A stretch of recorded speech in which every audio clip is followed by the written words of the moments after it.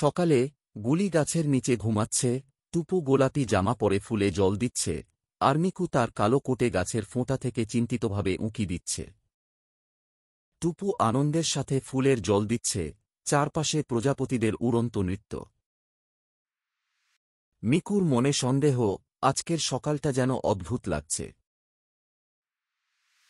গুলি হাই তুলে চোখ খুলল, আজকের দিন রহস্যময় হতে চলেছে। টুপু হতবাক।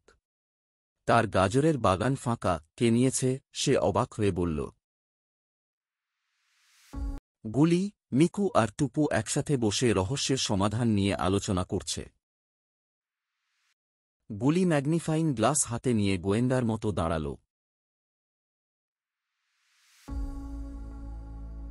তিন বন্ধু মাটিতে ক্ষুদ্র পায়ের ছাপ দেখতে পেল, এটা কার?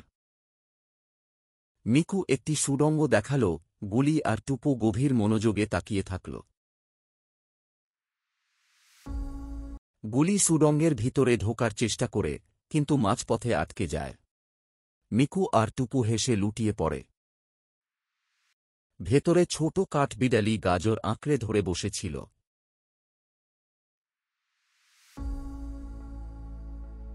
কাঠবিড়ালি কাঁদছে, টুপু তাকে শান্ত করার চেষ্টা করছে। মিকু সাহসী কণ্ঠে বলল, আমরা তোমার সাহায্য করতে এসেছি।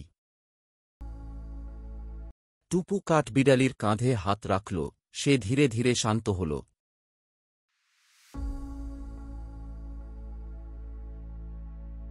টুপু কাঠবিড়ালিকে গাজরের ঝুড়ি উপহার দিল, সে আনন্দে লাফ দিল। সবাই একসাথে গাজর লাগাচ্ছে, সূর্যের আলোয় বাগান উজ্জ্বল হয়ে উঠছে। গুলি গাছের নিচে আরামে শুয়ে পড়ল। সবাই আনন্দের গান গাইছে, বন্ধুত্বের উজ্জ্বল মুহূর্ত।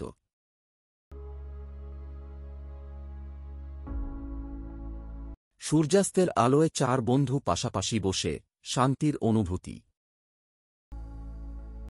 সবাই বিদায় জানাচ্ছে, গল্পের নীতিকথা ভালোবাসা, দয়া আর বন্ধুত্ব সবচেয়ে বড় শক্তি।